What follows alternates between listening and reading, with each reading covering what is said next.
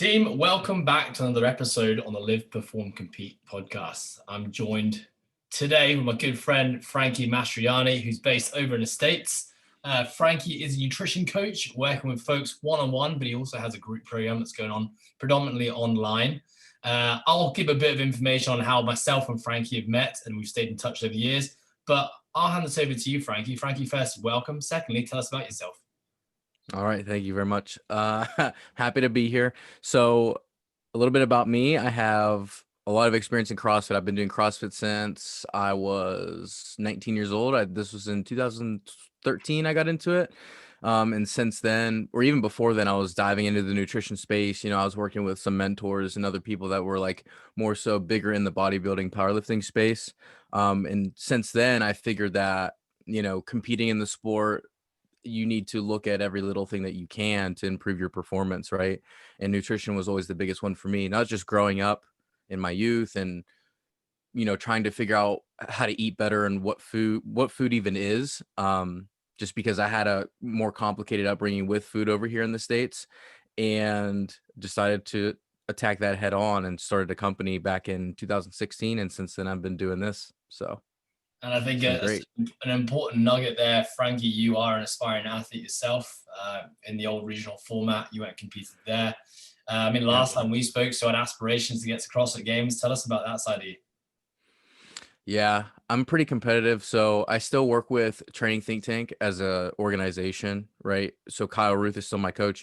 Kyle, you've had him on the podcast, I'm pretty sure.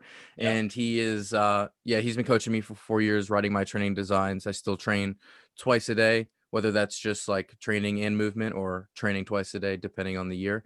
And the goal for me is still, within the time frame that I can in my youth, try to get to the CrossFit Games.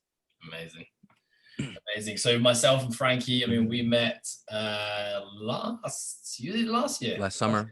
Last year in Atlanta, Georgia. Carl's my coach as well. I spent a couple of summers down there with him and the team, and Frankie's obviously his client as well. I was down there with Ant and Tammy, two of my clients at the time, prepping for the CrossFit Games. Frankie was there just throwing down, working out with all the big dogs and having a great time. I was very, very grateful to get to know you. Since then, I've just really loved your approach to nutrition. Obviously, follow all your movements online and what you're doing and the information you're putting out there. Very logical, makes a lot of sense. I think you're really good at putting it into layman's terms. And so naturally, just thought it'd be amazing to have you as a guest on the podcast. So awesome. Today, the theme is we're doing a Q&A. I put out questions on my own social media quite often in regard to coaching, and always mixed in there somewhere is a number of questions related to nutrition. So I kind of went back to the archives, took out some of the best questions kind of over the last 3 to 6 months. Also went around speaking to the members of my gym, Coastal Fitness, and said, give me if there was one question you could ask the nutrition genie and get any answer, the answer that you wanted, what would it be? So here we are. We have a list of about 15 questions, putting Frankie in the hot seat today. We're going to see if we can get through as many of these questions as we can. Nothing else really to say other than Frankie, you ready to rock and roll? Let's do it, man. I got my coffee, I got my water. We're good. Yeah. What time is it over there, Frankie? Right now it's 6:12 in the morning. Yeah, I know. I threw Frankie off the teens by asking him to be on at this time. It's all good. I'm very appreciative of your time, buddy. Okay, let's get cracking. So question 1. Is logging and tracking food necessary? So one theme that you're going to see during this podcast is I'm going to say it depends all the time, because it depends, right? Like I wish I could say that there's blanket statements for everybody, but I think to put this into context, right? If you're somebody like me who is a performance athlete, or Tammy or Ed, there are different phases throughout the year at which we need to be a lot more disciplined with our nutritional intake. There's just no way around it. If we're training 2 to 4 times a day, there's no way that we're going to minimize the damage that we're going to do to our bodies as far as energy expenditure if we're not monitoring how much we're taking in. So there's different applications, right? I wouldn't say that an athlete that is going to compete or is like at a competition should track and log their food. But I think that the time at which you're in your season and the purpose of which you would even pick up the phone to track and log your food matters. So if I'm somebody who is an athlete and I'm trying to lose weight, let's say 24 weeks from the open, which is where most people should, they shouldn't be cutting right at the open because energy demands are high. You don't want to strip your body of energy at the open. I think that it's important to track and log so that you're not cutting too quickly. And whenever I say cutting, I mean like stripping nutrients from the body. Just monitoring how much you're stripping away. So tracking and logging is necessary in some settings, but it's not necessary in all settings. I've had a lot of success helping people learn how to manage their eating by being intuitive with their hunger signals during meals and their satiety signals during meals and knowing when they're satisfied. But it just matters the application. I think that different people have different personalities and psychologies in relation to food. So trying to figure out, is it going to be stressful for me? Then I could probably, track and log my food. But if it's not going to be, or if it's going to be stressful, I wouldn't do it. Learning how to do it is important, or intuitively is important. But if it's not going to be stressful, do it. I don't see anything wrong with it. I've been tracking my food since, I mean, I've gone through phases and there's like, I don't have any bad relationship with it. So I do it, right? Like I don't really stress about numbers or calories or anything like that. So the application matters. Yeah, that's great. I mean, personally myself, I don't log my calories and macros in an app like MyFitnessPal anymore. But something that was extremely beneficial for me was that at one point in time, I did. And that one point in time was crucial to actually allowing me to develop the understanding as to what calories were, what macronutrients, and what the weight of food was. And once I had that down after tracking for 2 to 3 weeks, it's now allowed me to be a bit more intuitive with my eating and kind of guesstimate a lot more accurately. So would you say there is validity for, I mean, almost all people at some point in their life going through a period of tracking? 100%. Yeah, definitely. Because when you did that, did you gain a better understanding or a worse understanding as to how much food naturally your body would eat, or how much a chicken breast or like a steak might have as far as energy? You Yeah, would probably gain more information, right? for sure. So at least one thing that we can say is beneficial from it is that if somebody has no idea what they're doing or has no idea what they're eating, if they track and log, let's say even for a week, because whenever I bring somebody on, I do that, I have them log for at least a week. They gain an understanding of, oh, this is what's really happening, estimated, they're not weighing and measuring. But if they're logging and they're looking at what they're doing, that margin of error is much smaller than had they just said, "Oh, I eat enough." Mm. You actually have it on paper, so now you're not guessing. It's like budgeting finances, right?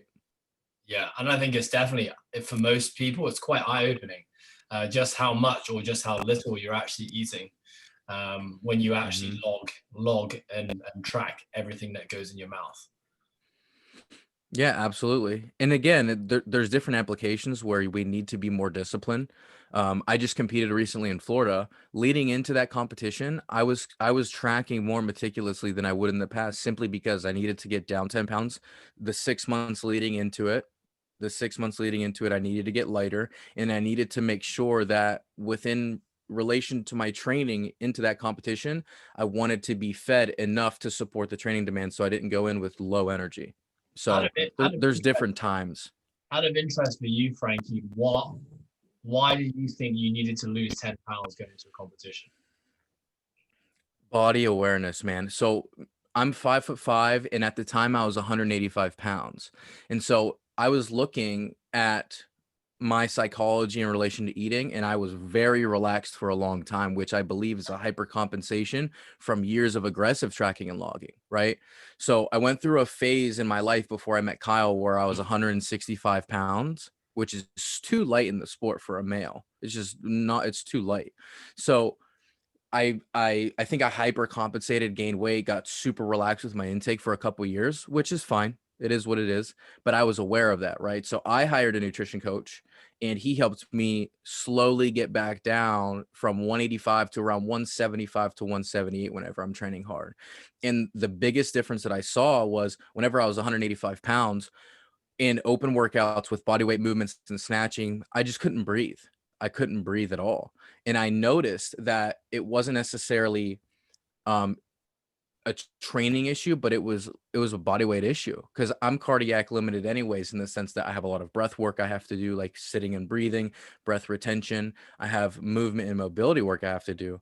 But once I started to lose a little bit of weight and become more disciplined and meticulous with my tracking logging, I noticed the difference. And whether it's placebo or not, like my performance is the best it's ever been having done that, if that makes sense. So I have like actual proof because I went and competed, but by feel, I also have more confidence. So whether we want to say the placebo is a placebo or it actually worked, it worked in anyway. Yeah, I think probably the most important thing there is that you don't know until you try. You actually been through the process of being what you would deem to be underweight, what you would deem to be overweight, and have kind of found the sweet spot now in the middle, which works good and well for you. For me, yeah. There's other athletes that kill it at different body weights, and everybody's so different, right? Yeah. Okay, great. Let's move on to the next question. Again, you're going to really want to answer this with it depends. So let's kind of take the general themes out of this one. But what nutritional protocols do female athletes need to consider? So I guess we're talking about those who are training, let's say minimum of 5 times a week in a CrossFit gym. That's the type of training we're referring to. What do they need to be especially aware of? Females on a psychological level need to understand their monthly cycle. I'm not telling you how, I'm just telling you that I feel like every female should pay attention to their own body's menstrual cycle. If you can understand your cycle, you can understand when training's likely going to be peaked and when training's not going to feel good. Quite literally, because during different phases of your cycle, your hormones are going to be in your favor as far as training quality and performance output. And in other phases of your cycle, you're just going to feel like garbage. And so if you can periodize your training with your coach around that, that's going to help big time. Now, on a nutritional standpoint, most people, including male and female, are having issues understanding that CrossFit and the demands of CrossFit are really aggressive on the nervous system. Okay. So it depends. But in general, if I'm to say in general, pay attention to your carbohydrate intake for sure. Pay attention to how much total carbohydrate you're having per day, not necessarily even go in and try to time everything up perfectly, but pay attention to carbohydrates, pay attention to hunger signals, and make sure that if you're tanking out in workouts, you're likely being underfed. Interesting. So, I mean, firstly, I can't agree more with your first piece on the importance of tracking your cycle. I get all my female athletes to do it, and it is mind-blowing. I think firstly, mind-blowing how, many athletes, females, in their 30s now and have never tracked their cycle and haven't created that awareness between when they feel good and when they don't. I think as soon as they start to see trends appearing, the trends aren't always the same. But when they start to see trends, and as a coach, you start to see trends, everything kind of starts to make sense. The weeks where they have bad training weeks, absolutely, they have good training weeks. Suddenly it's kind of like it's outside of kind of blaming it on the coach or blaming it on the program or blaming it on outside things outside of our control. When it's like, actually this is perfectly normal, perfectly natural. And then, the second piece you said there, can you just expand on that second piece quickly, Frankie? You talked about the extreme taxation of the nervous system in a sport like CrossFit, and then the first thing you talked about was carbohydrates. Could you explain the link between those two? Yeah, definitely. So whenever we look at anything we do on an exercise standpoint, we look at a fueling system, and so different energy systems fuel for different durations and intensities of what we're doing for exercise. And what we have to acknowledge in CrossFit is that it's primary glycolytic, meaning that most of the time that we're spending energy in these training settings, whether that's I just started CrossFit, it's my first day, or whether I'm like me, who I've done it for 7 years, 2 to 3 times a day. The energy system is the same fundamentally. And so the fueling protocol is going to be the same fundamentally. But the amount of nutrition quantity that we need and what we can tolerate as far as quality is going to be different for everybody. But the fueling system principles are the exact same. We all need adequate carbohydrate if we want to support performance demands. But what happens is long term, most people are underfed due to dietary industry, due to social media expectations of trying to compare bodies and physiques. And our idea is influenced by those things because we don't believe that we can, usually we don't believe that we need as much as we actually do as far as nutrition intake. Does that make sense? As far as like Absolutely. eating enough, That's right? So what we see is long term, when people don't eat enough and they train like animals, like beasts, five times a week, 6 times a week, which is a lot of CrossFit, right? You get quite literally the metabolism slowing down. But what happens is when you're stressing out the body, right, and you're under eating, and you do that for, let's say, 8 months to 15 months, and you're just doing that all the time, and you have relationship stress, and you have financial stress, and you have more training stress, it becomes overwhelming to the body. Whether you're resilient emotionally and you're like, no problem, I don't really see it as stress, the body does, right?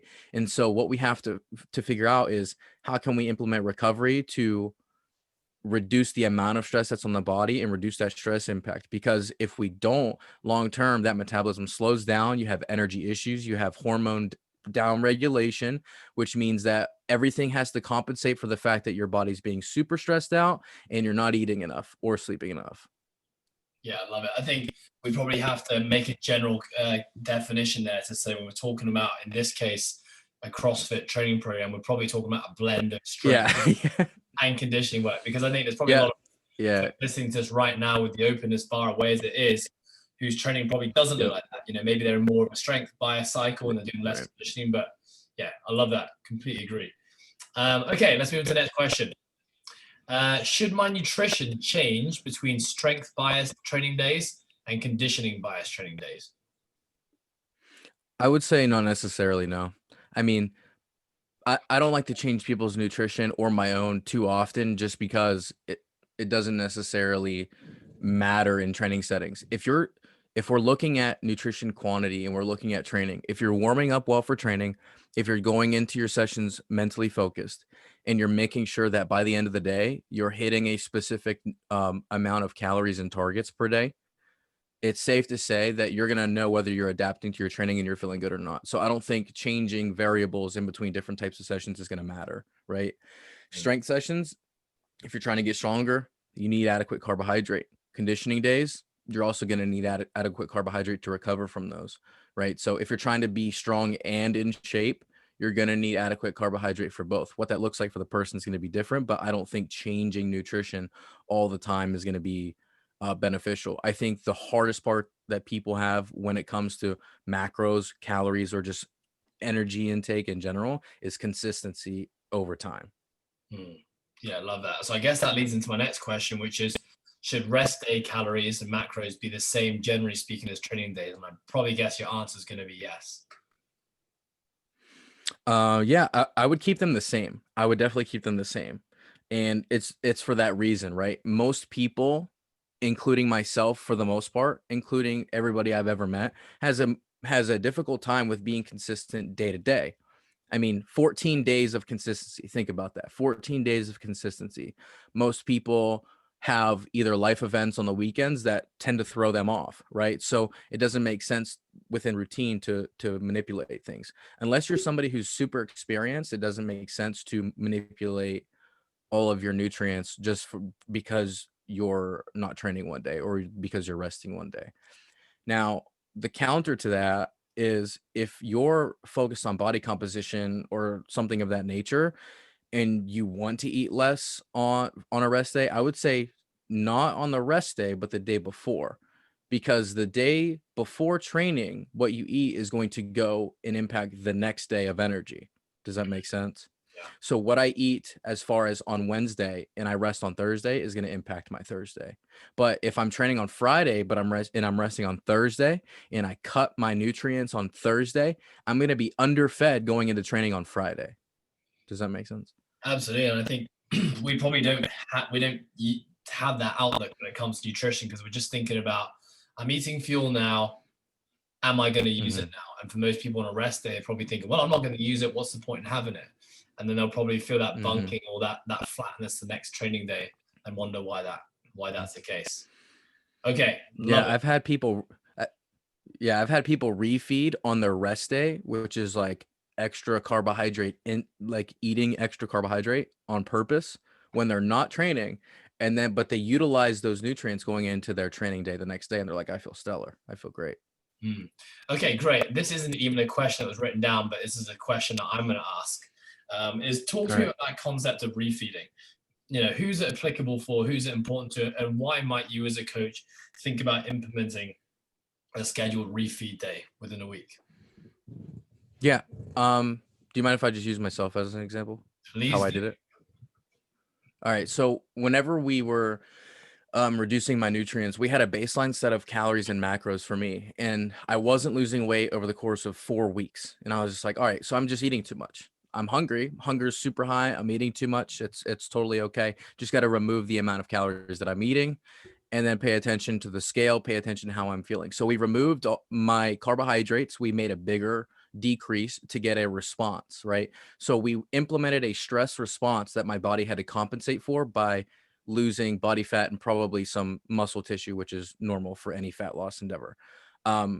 So we removed carbohydrates because those are much more that's usually what you manipulate more of. So we removed that, gave it some time, but my hunger started to increase and my energy started to decrease, which is normal whenever you're trying to lose body fat. But it was a low enough decrease in carbohydrates to get a response. And for the sake of longevity in my emotional health, I implemented 1 day a week where I ate more carbohydrate. Does that make sense? So my refeed days were same protein, same fat, increase of 100 grams of carbs.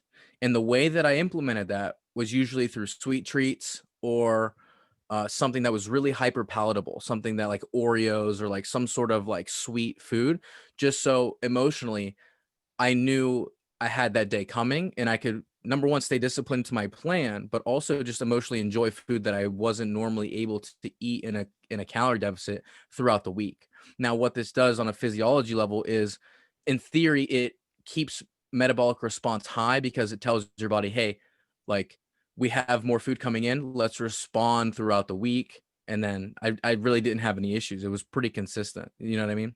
So it kind of buffers the negative impact on the calorie deficit that you're in throughout the week. Nice. I think there's a big psychological piece there, especially for you.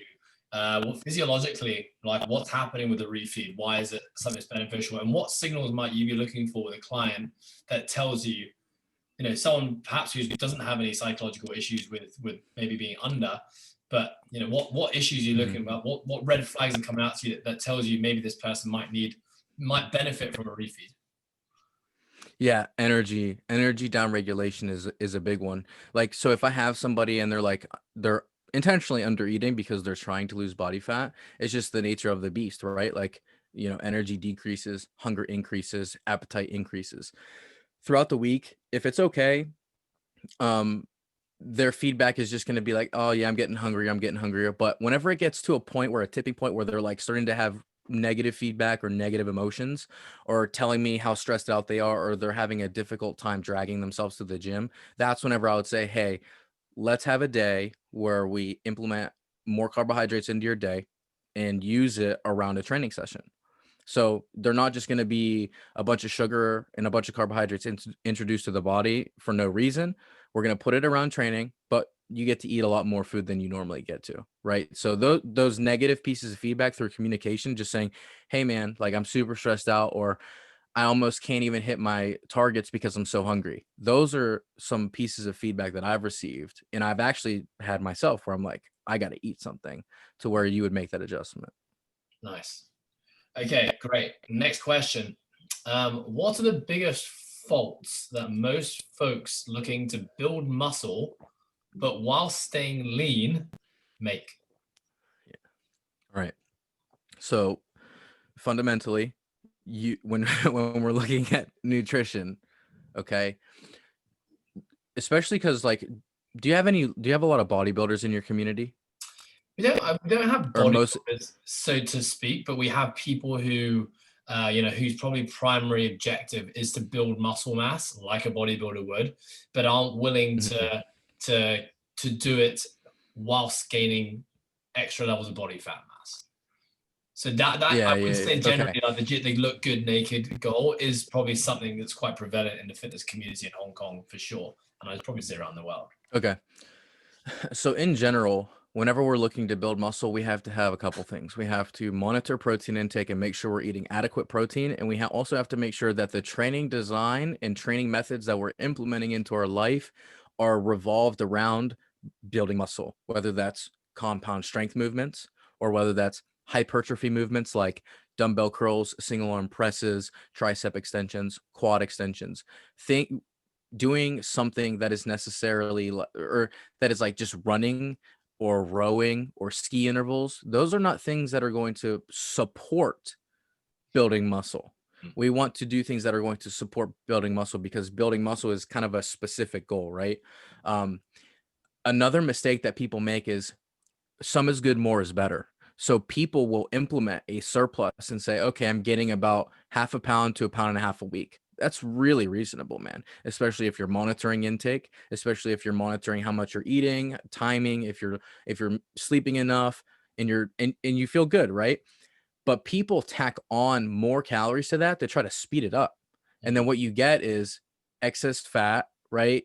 People fall into the psychological game of like, oh, some is good, more is better. If I'm gaining a pound a week, I'm going to bump up a little bit and be more relaxed with my food. Or let's say whenever they go out to a meal, they're going to be like, you know what? I'm in a surplus anyways. I'm trying to bulk up. I'm trying to build muscle. I'm just going to eat extra. And see what happens is they fall into this loop of just either eating too much in excess or just eating like garbage. Does that make sense? Yeah, so I think the takeaway there is that we undervalue or maybe overestimate just how slow muscle builds. And if we're looking Yeah, to because you like, can't speed it up. It's not going to speed it up. and it takes time. It's a really hard thing for the body to actually build muscle and retain it. Like actually, our body's not really wanting to do that. Is that right? Right. And everybody's muscle acquisition process is going to be its own based off of your hormone profile, based off of how you handle stress, based off of your Training like history. quite literally your hormones. Yeah, your training history, your the way that you contract your muscles during training. I mean, everything matters, right?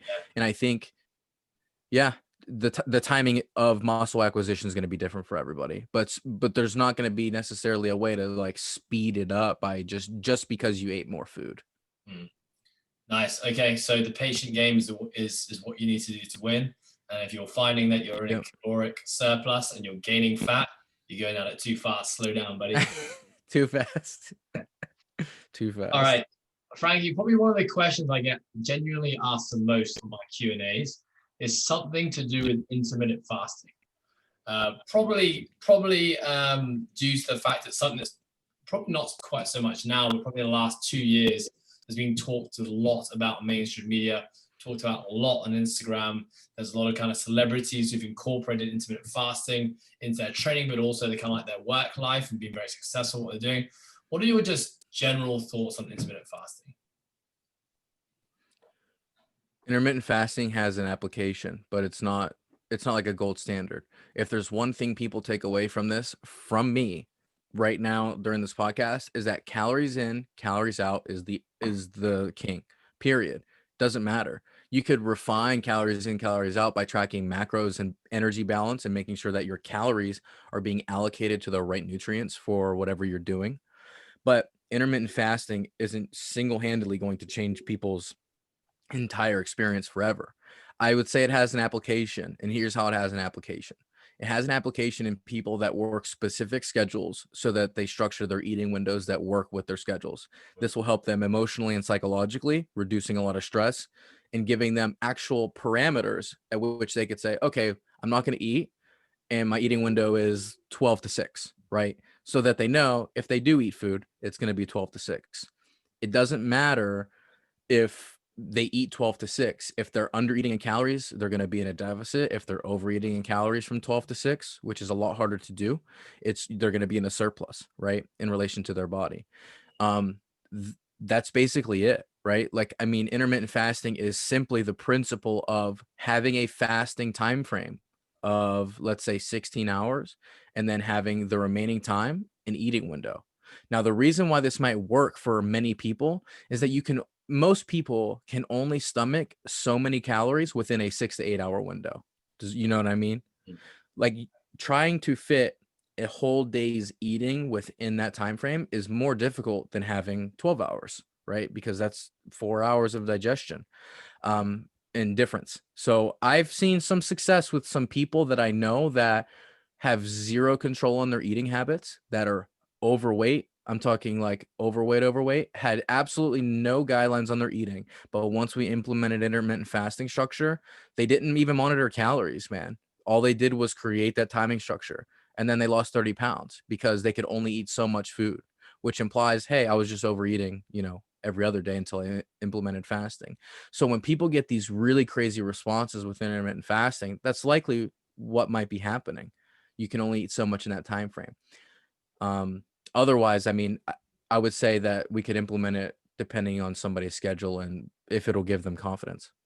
Nice. I think that's a really good answer. I think at the end of the day, that just goes to show, and when we talk about intermittent fasting, we're really talking about, nutrient timing. That's probably really what we're talking about. At the end of the day, nutrient timing, it's kind of important, but it's not anywhere near as important as calories in versus calories out, and next being probably the macronutrients that you're eating of those calories. So don't overcomplicate Spot it. on. Don't overcomplicate it. At the end of the day, that's it. Calories in versus calories out. When you want to get them in, do what works best for your schedule. Awesome. You put that. That pretty succinctly. Well done. Okay, next question. So these next few questions are kind of linked around training. Next few questions. So the first one is, generally speaking, Frankie, I've just added that little bit in to the question. Carbohydrates pre or post workout? Yeah, timing principles around training sessions. Some people I've met some people that could eat so much around training. I can't personally eat that much. So individual specific is going to be different, right? But I would say 60 to 120 minutes. So an hour to an hour and a half, I would say, or a little bit further past that. You can have a meal or something that's going to be sitting pretty easy on the stomach. So a typical breakfast could be, for me, is like some eggs, tortilla, cheese, and some oatmeal. That's pretty solid for me before a training session, right? What you want to eat is totally fine. If you want to go into a training session and do a protein shake with a little bit of carbohydrate powder, that's also okay. But that's prior to training, I recommend. Post-training, it depends. If you're a performance athlete and you're in season, I would recommend doing a carbohydrate shake post-training, especially if you have multiple sessions per day. Not necessarily for a fueling standpoint, but a fueling standpoint and a nervous system recovery standpoint, like we discussed earlier in the podcast about carbohydrate having an impact on insulin, which counters cortisol, right? So we're looking for a nervous system response with the carbs post-workout. And the reason why we would do it in a liquid form is because the response is quicker than digesting whole sweet potato or rice or something like that, right? We don't want to delay that response of post-workout eating. Okay, so I just want to quickly jump in there and kind of like try break that down into layman's terms. After a hard training session, let's say it's like a typical blend of strength and like you're finishing with a hard conditioning piece, you're saying really important to get carbohydrates in sooner rather than later. Not necessarily just carbohydrates, but food, but easily absorbable carbohydrates and foods to help bring us out of that stress response and bring us back into more of a like a rest and digest type response. Is that the idea? Correct. So let me just quickly jump. If you can get a meal in after training, that's great. Yeah, and I think probably something that's also, it really depends on is what type of training you're doing. if you're about to do a CrossFit open workout where you're going balls to the wall for 20 minutes, like you may want to extend that eating window pre-workout to a little bit longer. If you're just going in and doing some squats and bench press and some bicep curls, then you can probably afford to have that meal a little bit closer to it, for sure. Okay, well, strength sessions, you can eat a little bit more. Yeah, what about fats around training, Frankie? So fats tend to slow digestion, added fats. So like if I were to eat whole eggs, I'm okay. Most people are going to be okay. But if you were to add like a nut butter, avocado, or some cheese or something that's like, or like a steak, right? Added fats are going to be a little bit heavier on the digestion just because they tend to slow digestion. So if you're trying to go to a gym session and you're doing intervals on a machine or you're going to the track and running, you're not going to probably feel that good. So minimizing how much added fat you have before training is going to have an impact on your quality of the session. But like you said, if you have a strength session, the type of session matters. If you're doing some weightlifting, if you're doing some strength, bench pressing, or bodybuilding, traditional gym work, you're probably going to be just fine. And so I think just to add on top of that, let's say, for example, I've listened to this podcast. Frankie's talking about carbohydrates pre-workout is going to be quite important for me from a fueling standpoint. So I'm eating my carbohydrates pre-workout, but I'm also adding on top of the carbohydrates fat. And you talked about fat slowing digestion and absorption. Is that fat now going to slow down the digestion and absorption of those carbohydrates as well? Yeah, so what it would feel like, it's more of the feeling, right? So you don't want to have like a heavy stomach.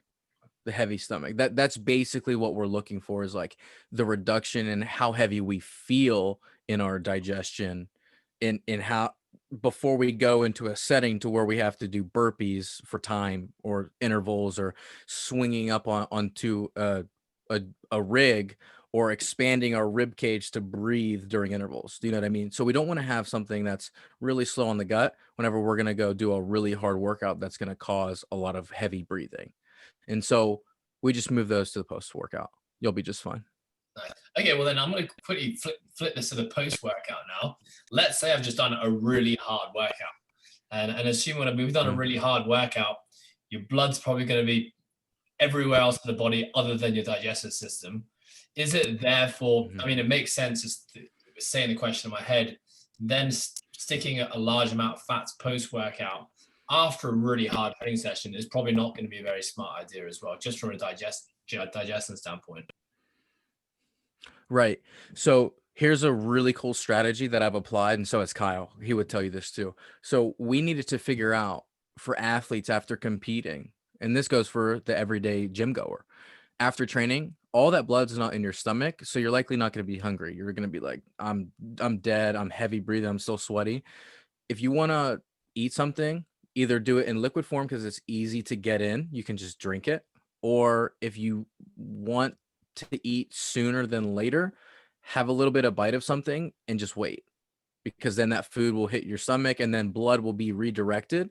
And so we've actually done this, and from our perspective, it worked. You start to get a little bit more hungry, and then you could sit down and have that meal without feeling like you're forcing it, you know? Yeah, nice. Okay, well, I guess another question within that is, let's just talk about like liquid supplementation. So I guess we're really talking about protein shakes, carbohydrate shakes. I think a lot of people who go to the gym, not necessarily talking about hard charging athletes, but just general gym goers who go to the gym 3 to 5 times a week, they associate going to the gym with the need to have a post-workout shake because they probably see everyone else doing it. And then I guess the argument goes back and forth between thinking about whole foods versus supplementation is probably one argument. Is it something I should be worried about if I'm taking all these supplements in rather than whole foods? And what are the benefits of me actually going for a liquid supplementation? And I guess the last one, like, is it actually necessary?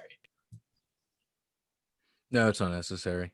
It's not necessary at all. Is it beneficial? Yeah, definitely has utility, but it's not necessary. I always try to steer people in the direction of eating whole quality food first, establish that, get them eating some vegetables, proteins, fruits and carbohydrate options that they like. number one, that they like, number two, that they can do consistently, because those have the biggest impact.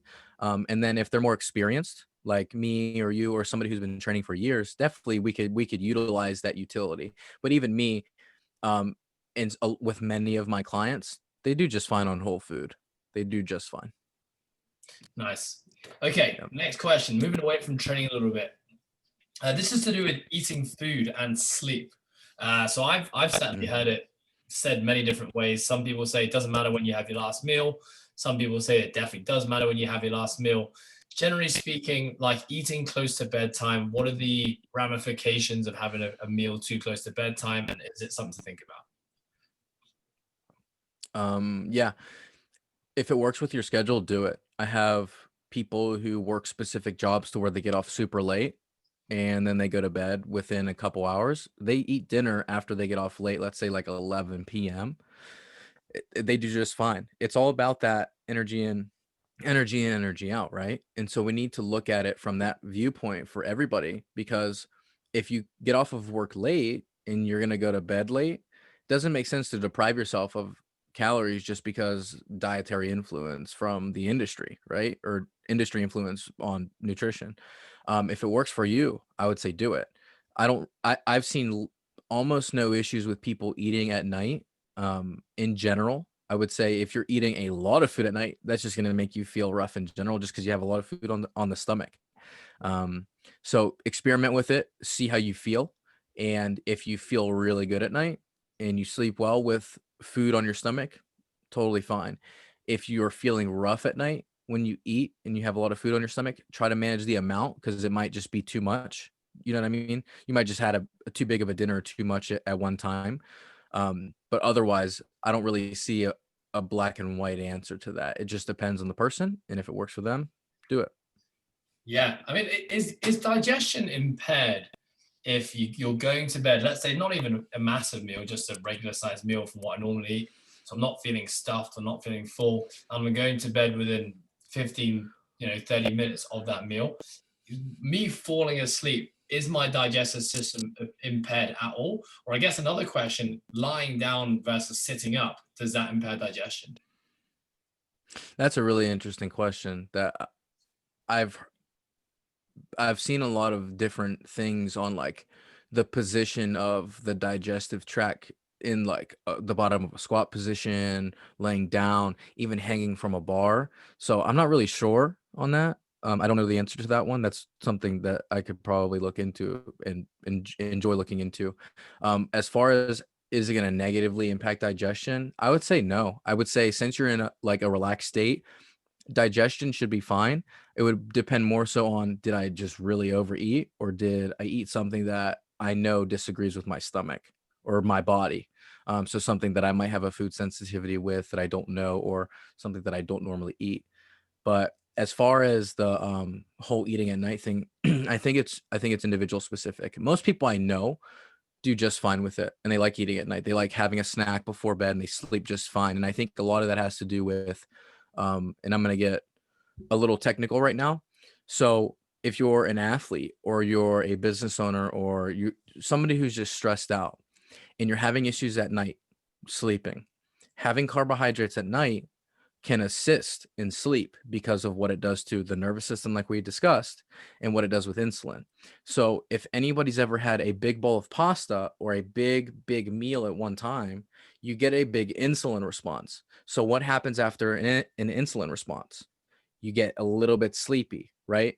And so that is a good time to time that meal, or a heavier meal, or a carbohydrate option, to spike insulin and allow you to have a little bit better sleep. Does that make sense? Yeah, absolutely. I mean, I remember we were told playing rugby, this is before I really knew anything about nutrition, but it was like, if you're not sleeping well, have a banana before bed. And it just became Yeah, banana before same bed. thing. But we didn't know it was anything Yeah. to do with carbohydrates or supporting the nervous system. We just thought there was something magical about bananas and making you tired. But then it was also a bit confusing, because what do you do if you're tired before a game? Have a banana. I said, well, Yeah, supposed to be giving me energy yeah, or sending me to sleep. But anyway, so yeah, carbohydrate exactly. time could actually be a smart strategy for someone who struggles with sleep. Okay, Yep. awesome. Let's talk about shitting, Frankie. Let's do Stool. it. Stool inconsistency. So this was a question I received. I actually get this quite a lot. Obviously always from an anonymous, don't want their name disclosed. But stool inconsistency, how much of an issue is this? So I guess this is probably twofold. Number one, the timing of the stools changes all the time. Stools is obviously, for those listening, just a polite way of talking about when you go to the toilet and you poop. So the timing of your poos, but also the consistency of your poos.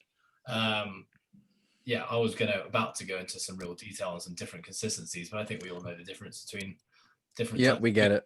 But yeah, how much of an issue is it? And should we be paying attention to it? Yeah, it definitely matters, man. I think this is individual specific. I think a lot, like everything I've talked about, it's gonna depend on the person, right? But if you're having chronic diarrhea and you're having issues, look at fiber intake and look at what you're eating in the fiber intake of what you're eating. You probably need to implement a little bit more fiber in your day, fruits and vegetables. And the thing is you might need to like implement some things that you don't necessarily like eating just for the sake of your digestion health, right? I mean, we all have to do some things that we don't enjoy sometimes. I'm not saying do it all the time, but implement some quality fruits and vegetables in your diet that will promote digestion. Now, as far as I lost my train of thought. As far as what we're yeah. So if you have issues with that, implementing something with fiber, but looking at the speed at which you're eating also has an impact on digestion. This is a big one that I try to teach people with mindful eating, right? Is when you sit down for a meal, are you scarfing down? Are you just rushing through your meal and just inhaling it? Or are you sitting there and chewing it, which has a massive impact on digestion? Because let's say you eat a whole potato and a steak and you hardly chew it. You expect your body to break that down for you whenever you're supposed to chew it first, right? So imagine you want really good digestion, but you're eating a steak basically whole. Doesn't necessarily make sense. So when you're sitting down to have a meal and you have a big piece of protein, you have all these vegetables, you have this carbohydrate option, make sure that you're chewing your food, pausing in between bites, taking sips of water in between bites, and being present with your meal rather than rushing through it. And you're probably going to see some sort of digestion. And especially in our industry of fitness, people talk about bloating all the time.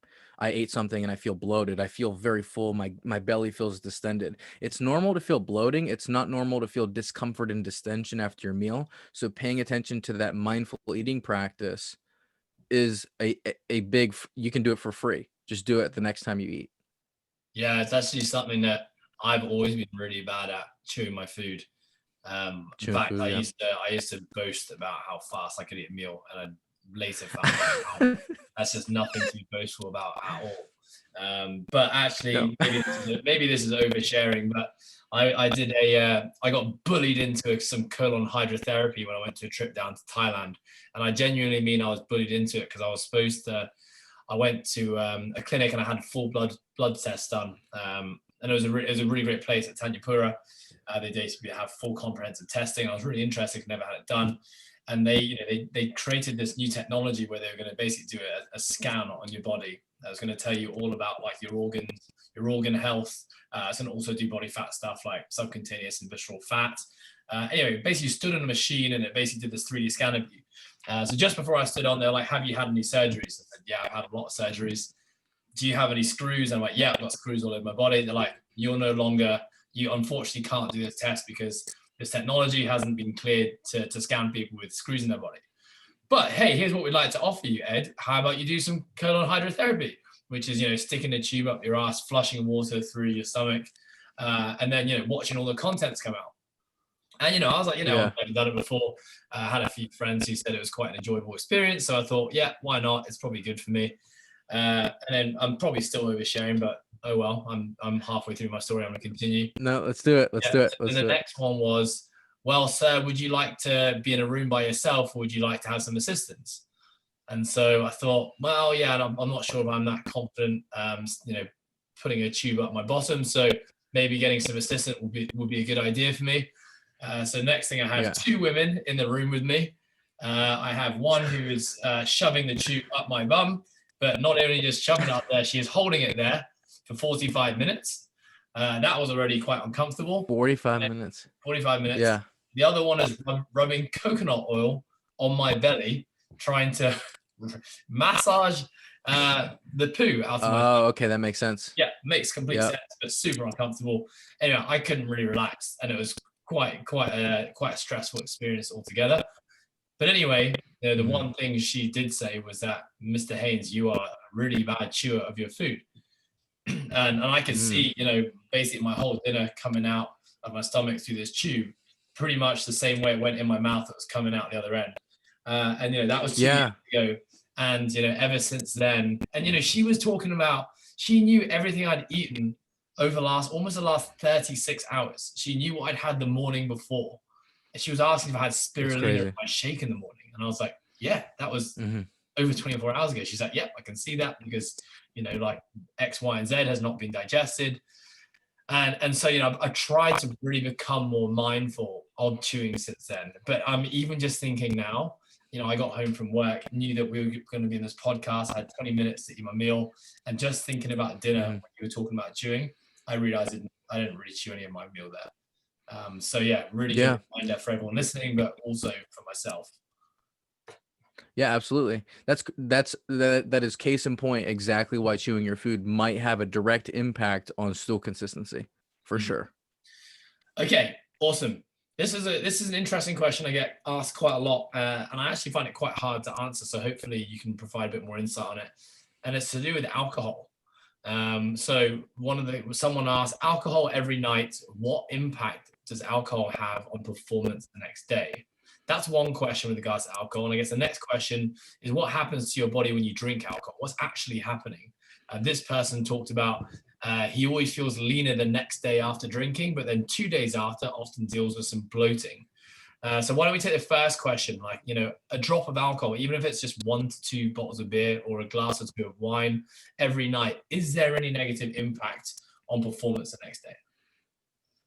Yep. Yeah. I mean, think about it like this, right? Like, it's a foreign substance to the body. We know it's a toxic substance in the body.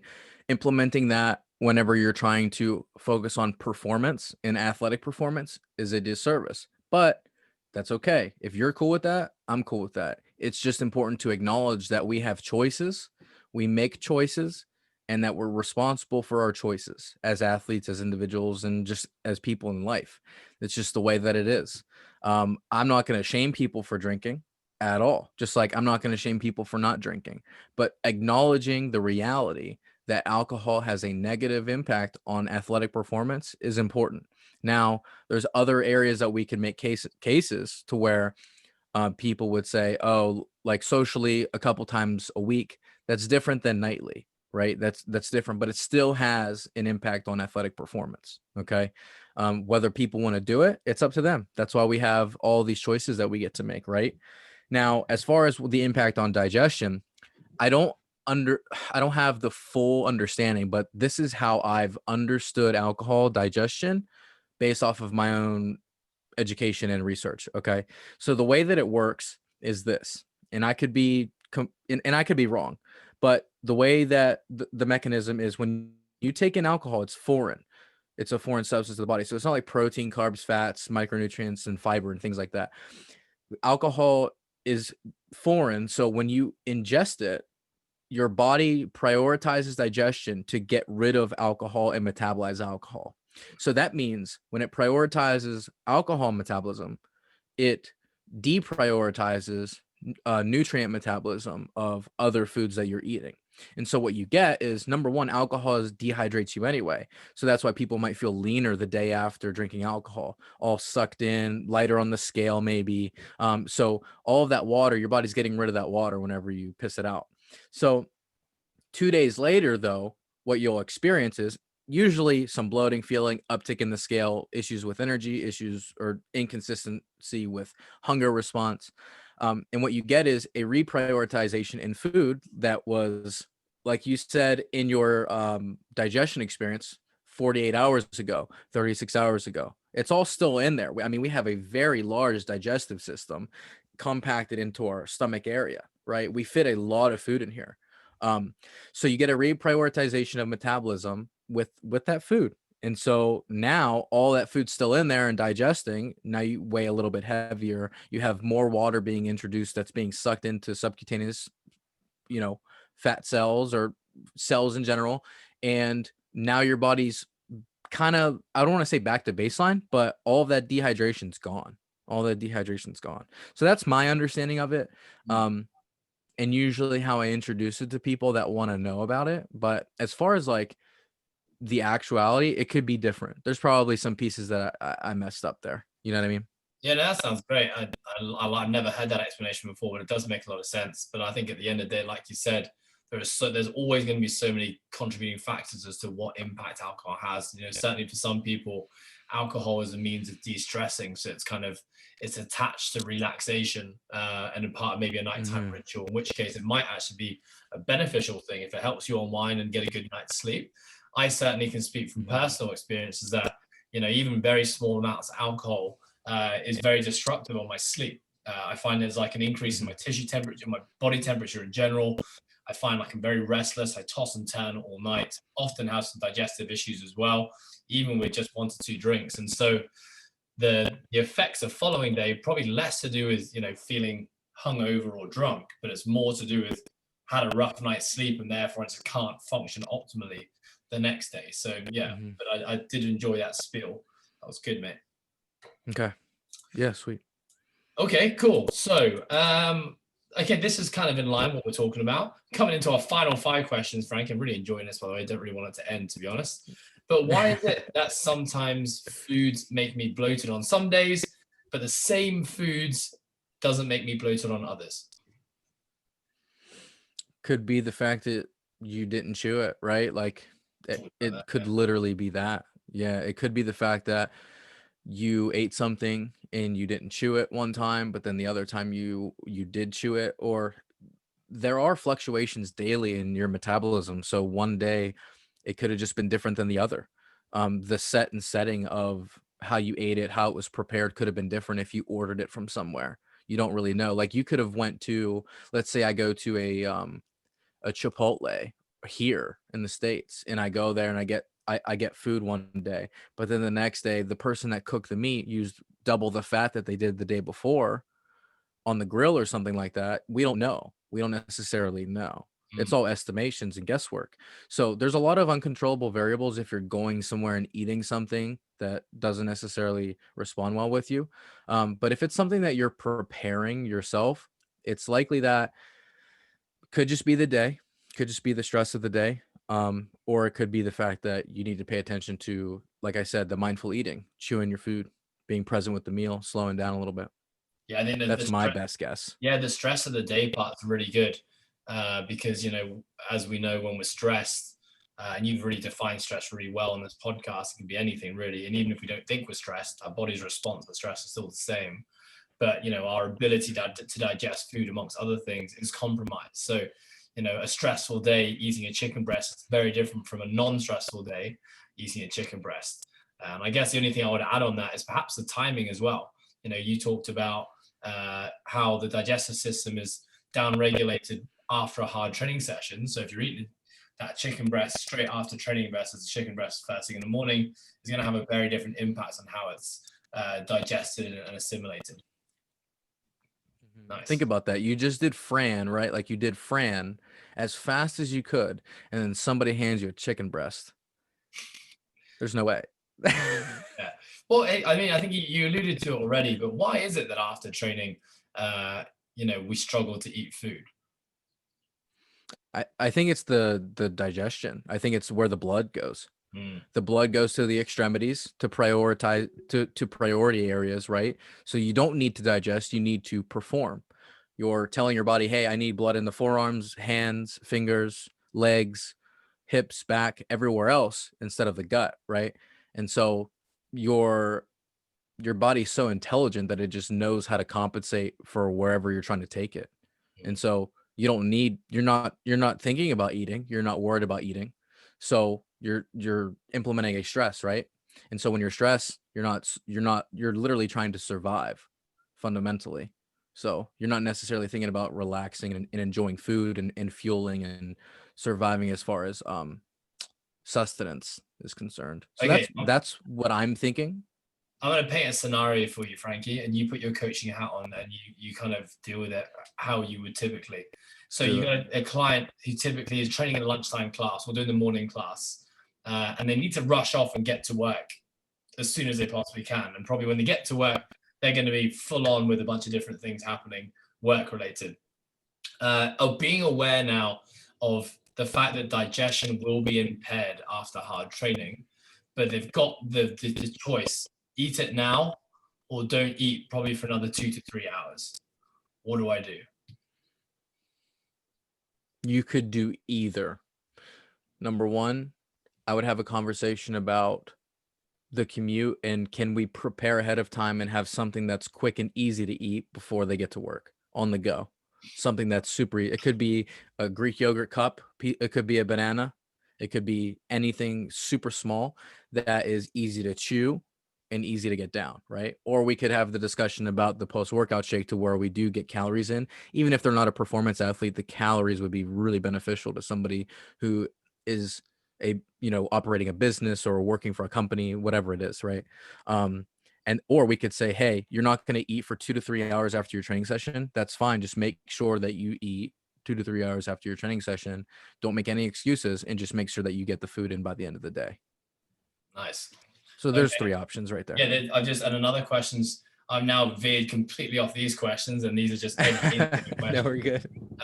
But yeah, like, how is it detrimental and is it bad for us to be waiting so long between meals? And we're talking about training populations here, so folks who are training 3 to 5 to 6 days a week, maybe even multiple days, getting to a point where we're very, very hungry, maybe even starving. Is there any negative implications of allowing that to happen? There's one or two. Number one, hunger is not necessarily bad. It's a great thing. It's great. It's great to experience and also understand, and not freak out about, right? So feeling hungry is good because your metabolism is telling you something.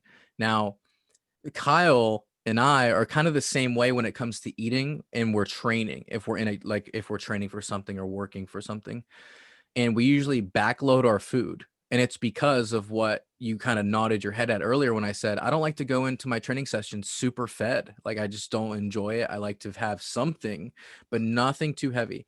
And so when we look at that and we're training twice a day, we're not going to eat much during our day, but at night we're going to like pound food.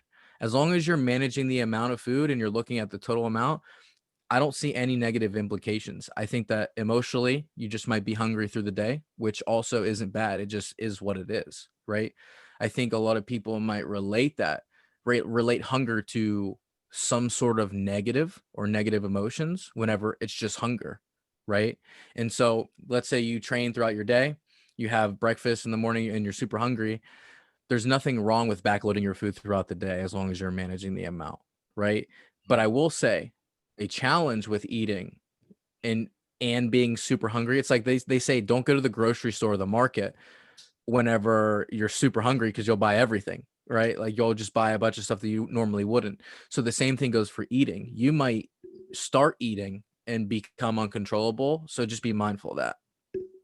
Yeah, awesome. So I guess I hope that answers your question. Yeah, definitely. The takeaway there is that don't be afraid of being hungry. It's not necessarily a bad thing, probably a good thing actually, because your hormonal system is functioning optimally and giving you signals. But a big issue that people run into when they're hungry, and I certainly do this if I'm not logging and tracking, is that there is a temptation and a likelihood to overconsume when you're in a very hungry state. So I mean, the context here is that as long as you're logging, you're tracking, you're monitoring how much you're putting in, then it's not actually a bad thing. I guess it's I've actually heard many people who are probably whose goal is to build muscle, who are afraid to get hungry because they have this perception their body's becoming catabolic and it's breaking down all that muscle tissue they're trying to build. That's their fear. And so they end up force eating very, very quickly to stop their muscle falling off them. Is basically their psychology. Yeah. Which isn't true, right? It's like we said earlier, you want to find the smallest possible surplus and just stay there. You want to stay there for a long period of time because you're not trying to get fat. If you're trying to get fat, you're the easiest client I've ever worked with, right? You're the easiest person in the world to work with. No, like I don't know many people that just want to be like, yeah, I want to get as fat as I can, right? And so you just find that surplus and then drag it out for as long as you need to and make adjustments as you go, obviously. Nice. Okay, last question. And I like this question. If it fits your macros versus nutrient quality. So I think you probably have to start, Frankie, by defining the concept of if it fits your macros, and then defining the what this person referring to versus like quality nutrients. So go. All right. If it fits your macros is an eating principle that basically says we have these nutrients that make up our calories per day: protein, carbs, fats. It doesn't matter what we eat. It matters, are we hitting the macros? What we eat doesn't matter. How many protein, carbs, and fats we eat matters. It doesn't matter if I'm eating Pop-Tarts, donuts, cereal, McDonald's, doesn't matter. If it fits my macros, I can eat it. Is this true? Absolutely. Is it optimal? Not necessarily. I think if it fits your macros is great as far as allowing yourself to be accountable for eating really delicious foods in a responsible amount. Fantastic.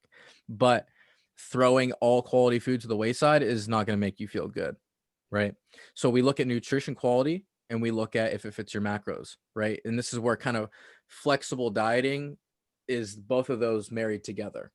Being flexible with what you're allowed to eat and being lenient with your food choices based off of what you like and also what works well with the plan. Okay. So my philosophy is this: if we want to eat, or let's fit as much good nutrient dense food, fruits, vegetables, quality proteins, quality source proteins, carbohydrate options in there.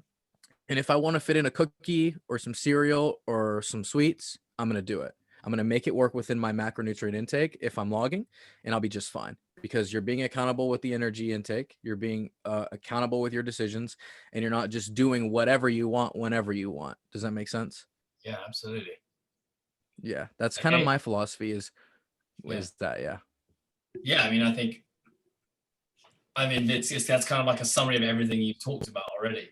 You know, it's like knowing your macronutrients is really important. Not the most important thing. You've alluded that calories in versus calories out is the most important thing, but you know, you can't be so reckless with your macronutrients where you just, you know, shoving crap food down your system, because there's going to be knock-on effects. Even if it does, there are going to be effects. Yeah. And what are some of those effects that you're going to see for someone who is perfectly hitting their calories? They're perfectly hitting their macronutrients, but their food choices are not optimal in the sense that they're going for maybe more processed foods versus nutrient-rich foods. What type of things are we typically going to see? What are some of the symptoms you're going to see with those people? Some of the things that you'll see are quite literally, you know, the digestive issues in the stool inconsistency. So imagine that I'm eating a fast food joint 4 times a week. It's hitting my macros. It's likely going to cause some digestive issues, right? The biggest thing I think, Ed, that I've seen whenever it comes to just eating whatever we want, as far as sourcing is concerned, is even though we might hit our total calorie goal for the day, if we did it in a way that was consuming ice cream and pizza and wings and all of that stuff, is that many of these hyper palatable foods that are delicious usually have low satiety points. And what that means is they have high calories, but they don't fill you up at all, which leaves you still hungry and feeling empty. So then you want more foods. And then the likelihood of you eating over because you're hungry, even though you had a really calorie dense meal, is pretty high, or at least the temptation is there, or the psychological thought. Does that make sense? Why is that? Why is that those foods don't satisfy satiety as much as whole foods? I think just the sheer volume of it. So like imagine, so a Pop-Tart is like 45 grams of carbohydrates, right? But then you have one Pop-Tart that's like this big, and it's like primarily sugar and a whole bunch of other crap in it. It's delicious though, right? Because it's sweet. Yeah, it's delicious, right? We can agree. But you have a bowl of oats that has much more volume and fiber benefits. And so just the volume of the food is much greater, and the quality of it and what it's made of is actually better as well. Does that make sense? That makes complete sense. That's my thought. Yeah, no, I think as soon as you started saying the answer, I was just thinking, yeah, actually, that's quite obvious, but I hadn't really thought about that. Great. Yeah. Well, Frankie, that concludes our questions. Loved hearing your responses to it. It's got me fired up and excited just to have these kind of conversations with like-minded people. So thank you so much for your time, buddy. Where can we learn more about Frankie? Okay, so I have a website, activeworksnutrition.com, and on Instagram, I post really simple nutrition tips and coaching practical tips at coach.frankiemaz. Amazing. And how are you working with clients at the moment, Frankie? I know you're working with people one-on-one, but you're also you have a group program. Is that correct? Yeah. So the difference is the level of communication with me. Obviously, one-on-one clients have more access to me through text and email and phone calls. The difference is not necessarily in how I'm serving people, but communication. So the one-on-one people, we have scheduled calls. In the group, I have a platform on my website that is exclusive to only group clients. So it is a check-in once a week with all of my group clients. Like after we get off here, I'm going to go and answer all the check-ins that they did yesterday. So they're already sitting there. I'm going to go serve each one of them. So I have that group program that's for group clients, and it's hosted on the website. And then I have the one-on-one stuff that is obviously, more specific and personalized as far as communication. Great. Okay. Well, those who are listening, I will be putting all those contact points into the show notes. Frankie, it's been an absolute blast, mate. Great to catch up again. And thank you so much for your time. Thank you.